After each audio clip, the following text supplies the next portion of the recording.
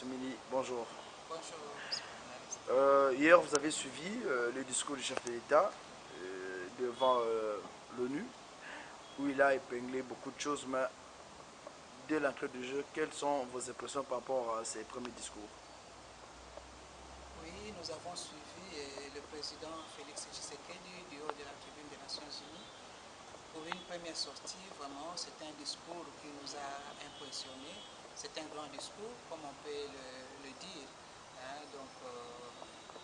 En tout cas, il a présenté un discours qui a englobé toute la situation internationale, partant de la situation des pays du monde, de l'Afrique et aussi notre situation de la RDC.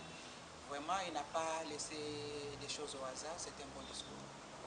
Alors, il a parlé sur la sécurité, l'éducation, le développement.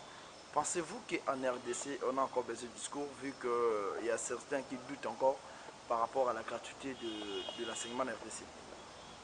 Il a parlé de la sécurité, c'est un problème qui dérange parce que jusqu'à ce jour, il y a toujours de groupes armés qui sévissent dans notre pays et nos populations sont en train de fuir, d'être tuées, d'être massacrées. Et cela, ça ne peut pas laisser quelqu'un indifférent. Et étant que président de la République, il devait épingler cette situation de sécurité parce qu'il est le premier citoyen qui doit défendre le garant de la nation et il doit défendre toutes les populations où qu'elles se trouvent. Bon, par rapport à l'éducation, la gratuité de l'enseignement, bon, elle pose problème aujourd'hui parce que c'est un début. Ça n'a pas été peut-être budgétisé, mais voyons voir ce que ça va donner. Et c'est un problème sérieux parce que les enseignants ont été habitués à une prise en charge des parents. Mais aujourd'hui, comme il n'y a pas de prise en charge des parents, est-ce que le gouvernement peut satisfaire les besoins des enseignants? C'est là où ça pose problème avec certaines écoles, parce que les frais de fonctionnement ne suivent pas par rapport à ce qu'eux, ils avaient. Hein? Mais nous pensons que tout début est difficile et que dans les jours à venir, avec peut-être ces moments où on est en train de préparer le budget, que pour l'enseignement, comme il a promis 20%, donc ça peut aller. Hein? Et je ne sais pas quelle autre situation que nous pouvons douter. Il a parlé de la couverture médicale. La couverture médicale, c'est ce que nous souhaitons. Nous, les démocrates, nous avons toujours pensé que tout Congolais a droit à la santé, à une prise en charge médicale conséquente. Euh, que différemment par rapport à son précédent, Joseph Kabila Kabange, Félix Tshisekedi demande plus à la MONUSCO de rester au moment où certaines pensaient que la MONUSCO devait déjà libérer la République démocratique du Congo. Est-ce que vous ne pensez pas que c'est comme si notre pays serait encore pris en otage? Notre pays n'est pas pris en otage. La MONUSCO est là pratiquement plus de 20 ans. Elle est chez nous. Peut-être que nous n'avons pas eu de résultats escomptés, mais nous pensons qu'avec cette présence, on a pu éviter certains problèmes dans certains coins. La MONUSCO nous a accompagnés jusqu'aux élections de 2006. La MONUSCO était là. À ce moment-là, il ne posait pas de problème. Là, il ne faut pas commencer à comparer la gestion des personnes. Moi, je ne parle pas aujourd'hui de M. Joseph Kabila, je parle du président Félix Tshisekedi. Il ne faut pas commencer à comparer pour créer des polémiques inutiles.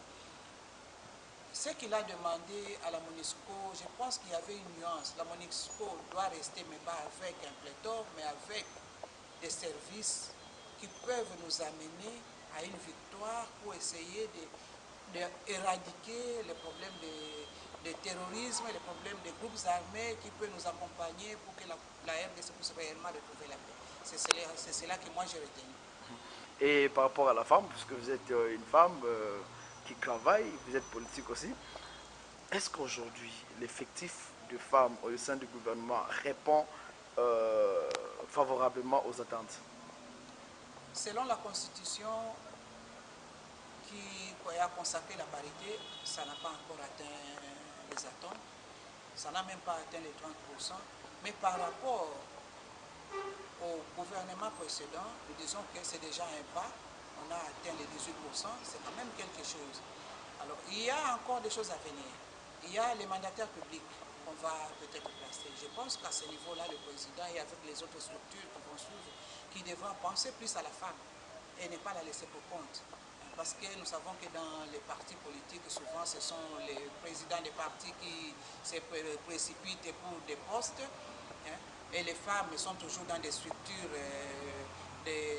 comment on dirait, les ligues des femmes, hein, et on les oublie là-bas. Hein. On veut les prendre comme secrétaires, comme ceci, comme cela, mais non, il faut que la femme puisse sentir qu'elle réellement, elle est prise en compte, qu'il y a des femmes capables qui peuvent rendre service à cette nation. Moi, j'ai fait la différence des femmes parce que je suis quand même secrétaire général, je ne suis pas dans les ligues des femmes. Maman Marie-Claire Assoumili, depuis un certain moment, le président de la République est en train de parler avec les investisseurs pour investir ici dans notre pays. Est-ce que pensez-vous aujourd'hui le climat est favorable pour que ces derniers arrivent? Il faut toujours prendre langue avec les investisseurs. Et avec les bailleurs internationaux, c'est tout à fait logique et tout à fait normal parce que le besoin a besoin de redémarrer. Le pays a besoin de se reconstruire. Nous avons besoin d'avoir de bonnes écoles, de bons hôpitaux, nous avons besoin d'avoir de bonnes routes. Et tout cela demande des investissements et des contacts avec des engagements avec les bailleurs de fonds. Ils ont signé, il y a un contrat qui a été, un accord de prêt qui a été signé avec la BAD pour pouvoir réhabiliter la route Bachamba. Bon, c'est une continuité parce qu'il y a déjà un projet sur cette route-là, mais ça va désengorger aussi le pays. Nous avons besoin de ces investisseurs pour qu'ils viennent chez nous. Nous produisons et ils ont besoin de la matière première qu'il y a chez nous. Hein, mais qu'ils viennent officiellement investir, comme ça le gouvernement va se retrouver dans ce qu'il aura, donc dans les marchés qu'ils vont conclure avec les investisseurs. Mais s'ils viennent pendant les temps de guerre, nous la population ne se retrouve pas. C'est pourquoi nous disons que nous pouvons encourager le président de pouvoir langue avec les investisseurs, les bailleurs de fonds, pour qu'ils viennent officiellement contracter avec le gouvernement congolais pour pouvoir exploiter et nous amener aussi des industries, non pas seulement exploiter et amener les matières brutes, mais qu'ils viennent investir en créant aussi des industries chez nous pour pouvoir transformer les histoires chez nous. Aujourd'hui, vous accordez une bonne chance au gouvernement Ilunga Ilukamba? Ils ne sont qu'au début. Je pense qu'ils peuvent travailler s'ils sont dans des conditions acceptables. Maman Marie-Claire.